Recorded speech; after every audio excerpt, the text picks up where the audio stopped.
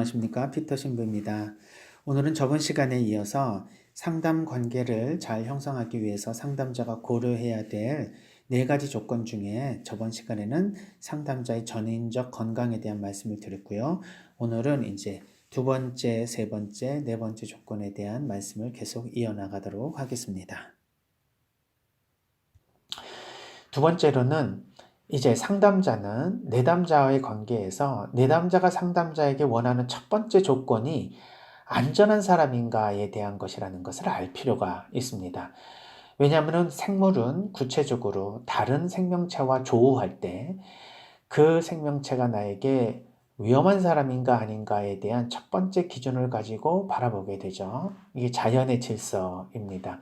모든 생명체는 생명체와 마주할 때 내가 위험한가 안 위험한가 이것에 대한 것을 우선적으로 판단하게 되니까 낯선 상담자를 만나는 내담자는 상담자의 첫 번째 이미지, 인상을 통해서 이 사람이 안전한가 안전하지 않은가를 우선적으로 무의식적인 평가를 하게 됩니다.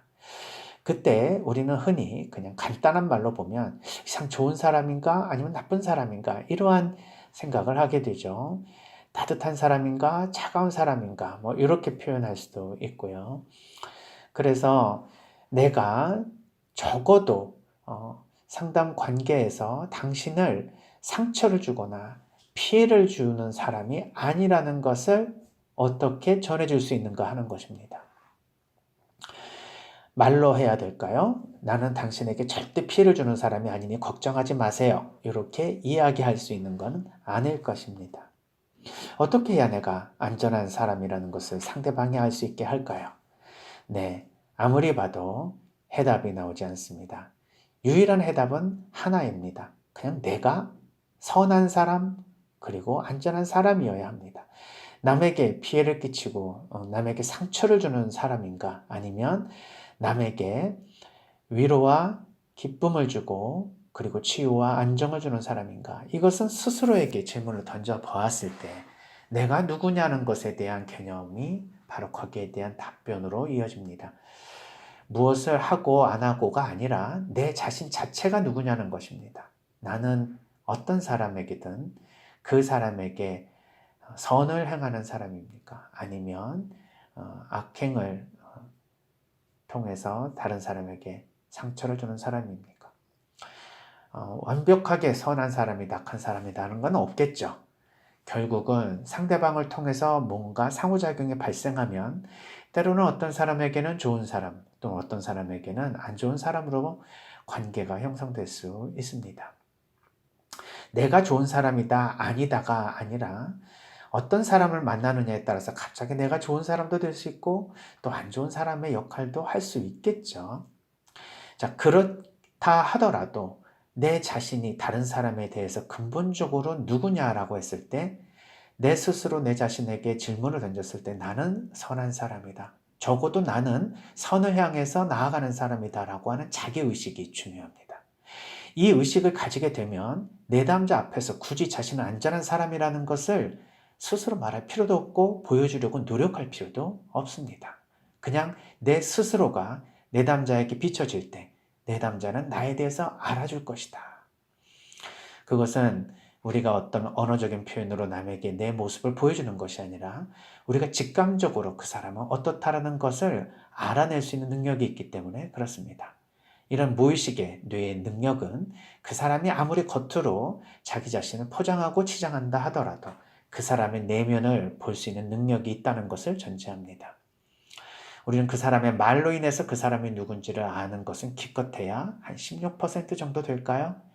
나머지 한 84%는 그 사람으로부터 나오는 에너지, 즉 무의식적인 비언어적인 여러 가지 표현들을 통해서 알게 됩니다. 그 사람의 눈빛, 표정, 그 사람의 어투, 어조, 그 사람의 행동의 여러 가지 습관적인 모습들을 통해서 알게 되는 것이죠. 따라서 평상시에 내가 내 자신을 내적 수련을 얼마큼 하느냐가 결국 다른 사람에게 그것을 보여주게 되고 또 드러내게 해주는 가장 중요한 수련 방법이 된다. 그래서 이것을 어떻게 내가 말로 표현할 거냐를 생각하기보다는 내면 수련을 계속해서 해야 될 필요가 있다는 것을 알게 되죠. 따라서 상담자 되기 참 어렵다는 이야기가 나오게 됩니다. 어떻든 내가 안전한 상담자로서 상대방이 일단 느끼게 되면, 직감적으로 알아채게 되면 상담 관계는 잘 형성이 될 수 있습니다. 세 번째로는 이제 유능한 상담자인지 아닌지 이것을 내담자가 평가하게 되죠. 요거는 약간 의식적인 과정입니다. 그러니까 안전한 상담자냐 유능한 상담자냐는 처음에는 안전한 상담자에 대한 것은 우리의 무의식적인 변형계와 파충류 뇌의 이러한 작용일 수 있고요. 유능하느냐 아느냐 이런 것을 판단하는 것은 대뇌 피질의 작용일 수 있겠죠. 그래서 이 사람이 과연 나에게 도움을 줄 수 있는 전문가냐 아니냐 하는 것에 대한 것은 이제 이성적 판단을 하게 되는데요. 이것은 상담자의 이제 언어적인 이러한 표현을 통해서 더 많은 정보가 전달될 가능성이 높죠. 그래서 상담자의 언어는 굉장히 중요합니다. 어떤 사람은 그 언어가 너무 현학적이고 그리고 이 품격 있는 것을 넘어서서 너무 교수님한테 이야기를 듣는 듯한 그러한 언어를 사용하는 경우도 있는데요. 상담자는 어려운 내용, 그리고 현학적인 내용, 그리고 굉장히 이론적인 그런 내용들을 일상의 언어로 풀어서 내담자와 대화할 수 있는 사람입니다. 그러니까 예를 들면 당신은 좀 자존감이 낮아 보이네요. 이런 얘기를 상담자는 하지 않습니다. 그냥 자기 자신에 대해서 자기 스스로를 볼 때 자신이 없어 보입니다. 또는 내가 내 자신이 만족스럽지 않아 보입니다. 이렇게 표현하는 것이 훨씬 부드러운 용어고 일상적인 용어겠죠. 당신은 분노 조절이 잘 되지 않는 분노 조절 장애가 있는 것 같습니다. 이런 식으로 임상적 용어를 써서 말하지 않습니다.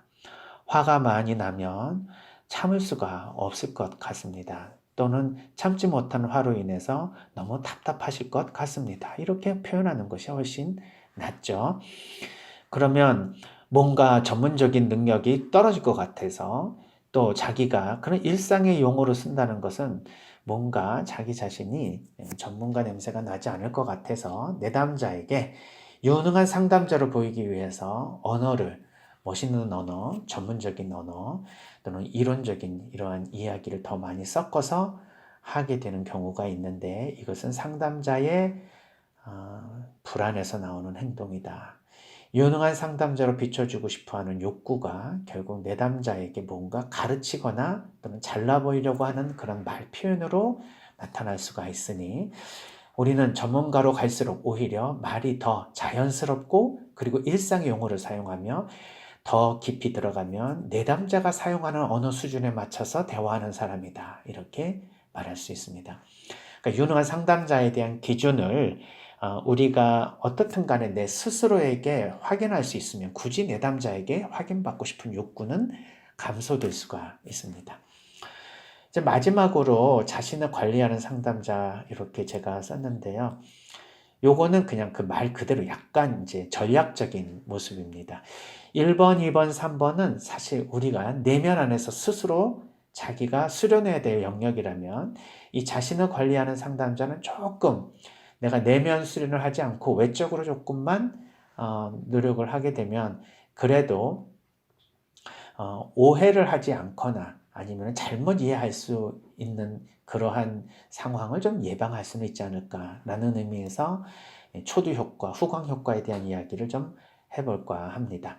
즉 상담자의 첫인상이 상담자의 내담자 관계를 이루어내는 데 있어서는 때로는 어떤 사람에게는 굉장히 중요한 역할을 하기도 한다 하는 것이죠. 그러니까 이 첫인상이 자기가 상담자로서 첫인상이 별로 좋지 못해 고민을 하고 있다 한다면 이거를 어떻게 조금 좋은 방식으로 내가 첫인상에 오해를 주지 않는 방식으로 내 자신을 좀 이렇게 기술적으로 좀 뭐라고 할까요? 이렇게 마스크를 쓴다고 할까요? 아니면 조금 기술적인 노력을 한다고 할까요? 그런 의미에서 첫인상에 대한 그 느낌을 좋게 하기 위해 예를 들면 첫 인상에서부터 좀 웃음 띤 얼굴을 해준다라고 하면은 훨씬 자신의 모습이 깐깐해 보이거나 아니면은 굉장히 그 선생님 같이 보일 때 웃는 모습으로 인해서 첫인상을 그렇게 보이지 않도록 해주는 이런 기술 같은 것, 이런 이미지 메이킹 효과를 아마 조금씩 가미는 할 수 있겠죠. 그러니까 이것도 굉장히 중요한 하나의 기술이라고 볼 수 있습니다. 그래서 일단 자신을 관리하는 상담자의 초두 효과, 후광 효과에 대한 이야기를 조금만 더 해보도록 하겠습니다. 초두 효과는 그 처음 받은 인상을 일관되게 유지하는 성향인데요. 내담자가 예를 들면 상담자의 첫인상을 보고 이 사람 이럴 것이다 라고 생각을 해서 이후에 상담에 나타나지 않는다든지 아니면 상담자의 말에 집중하지 않는 경향이 있을 수 있으니 이 초두 효과를 항상 생각에 두고 자신의 모습을 잘 갖고 나가야 될 것입니다. 솔로몬 애쉬라는 사람은 그 엘렌과 벤의 이 두 사람의 그 실험을 통해서 초두 효과를 확인해 봤는데요. 예를 들면 엘렌은 똑똑하다, 근면하다, 충동적이다, 비판적이다, 고집스럽다, 질투심이 많다. 이렇게 사람들에게 표현해주고 반면 벤은 질투심이 많고 고집스럽다, 비판스럽고 충동적이다, 근면하고 똑똑하다. 이렇게 이야기를 해줄 때 실험 참가자들은 엘렌과 벤 사이에 누구에게 더 호감을 가지게 되는가? 역시 엘렌에게 더 호감을 가지더라. 즉, 첫 번째 그 사람의 긍정적인 면을 먼저 듣고 부정적인 면을 들은 사람과 두 번째 벤에게 있어서는 부정적인 면을 먼저 이야기하고 그 다음에 긍정적인 면을 이야기했을 때 사람들은 첫 번째 그 사람의 속성을 듣고 난 다음에 그것으로 그 이후에 속성에 어떤 정보가 들어온다 하더라도 첫 번째 받은 그런 정보를 계속 유지하려는 현상이 있다. 이것을 초두 효과라고 이야기를 하죠. 그러니 이제 상담자가 조금 처음에 좀 거만하게 보였다 그러면 이후에도 거만하지는 않을지 모르지만 겸손한 상담자다 이렇게 말하기는 어려울 것입니다. 그러니까 처음 효과가 나중에 영향을 미치게 된다. 그러니까 이것을 나의 이미지에 잘 생각을 해서 내가 어떤 이미지인지 그렇다면 그것에 대한 오해를 풀어내기 위해서 어떻게 내가 반응해야 될지 이런 걸 생각해 볼 필요는 있죠. 두 번째로는 이제 후광 효과인데요. 하나의 특성을 가지고 일반화하려는 성향입니다.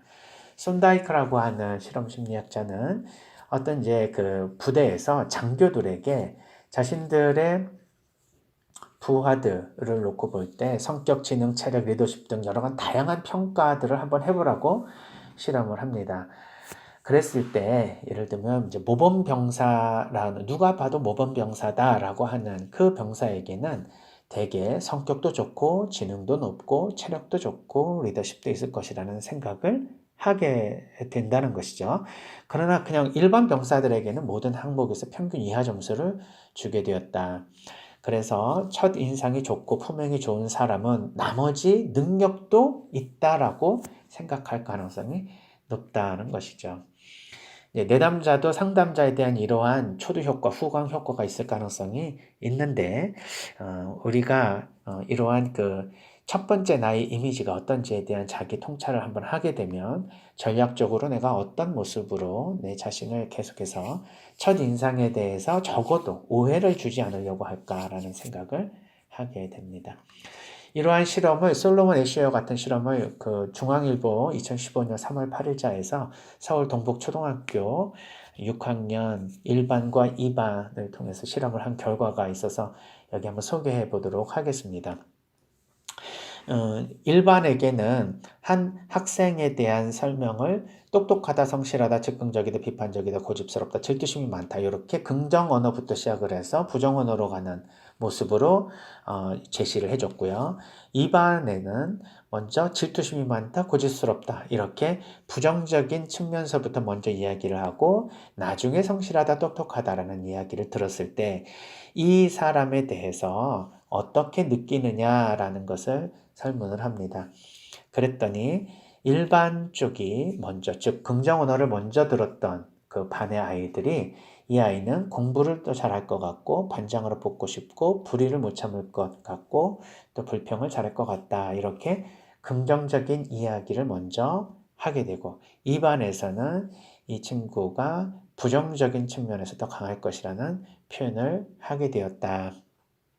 이 마지막에 불평을 잘할 것 같다라는 항목, 이것은 똑똑하니까 불평을 더 잘할 것 같다라는 의미이죠. 뭐 그런 의미에서 보면 하여튼 뭐 긍정이든 부정이든 이런 것을 딱 구별하기는 어렵지만 어떻든 간에 첫 번째의 이러한 인상이 나머지의 전체 인상에 영향을 미치게 된다. 두 번째 실험은요, 무표정한 이런 얼굴을 일반 아이들에게 보여주고 2반 아이에게는 웃는 얼굴을 보여줍니다. 이 두 사람은 같은 사람입니다. 그랬을 때 일반 학생들은 무표정한 이 친구가 2반에서 나온 그 반응보다는 좀 다른 반응을 하게 된다. 엄마에게 화를 잘 낼 것 같습니까? 했을 때는 이제 웃는 얼굴을 본 친구들은 그렇지 않다 하는데 일반 친구들은 그럴 것 같다라고 대답을 하게 되죠. 이런 방식으로 첫 번째 자기의 어떤 하나의 인상이 들어왔을 때 그것으로 다른 성향에 대한 것도 영향을 미치는 후광 효과가 발생합니다. 세 번째 실험도 같은 실험이죠. 같은 사람인데 옷을 일반 친구들에게는 캐주얼한 옷을 입은 친구, 일반 친구들에게는 정장을 입은 친구, 이렇게 봤을 때 이미지가 딱 형성이 되죠. 그래서 일반 친구들은 예를 들면은 캐주얼한 그 옷을 입었던 것에 대한 긍정적인 측면을 더 많이 얘기합니다. 즉, 성격이 좋을 것 같으니까 먼저 말을 걸고 싶다든지 주위에 친구 많을 것 같아요. 친해지고 싶어요. 식사를 함께 하고 싶어요. 라고 하는 것에 대해서 긍정적인 표현을 많이 해줬죠.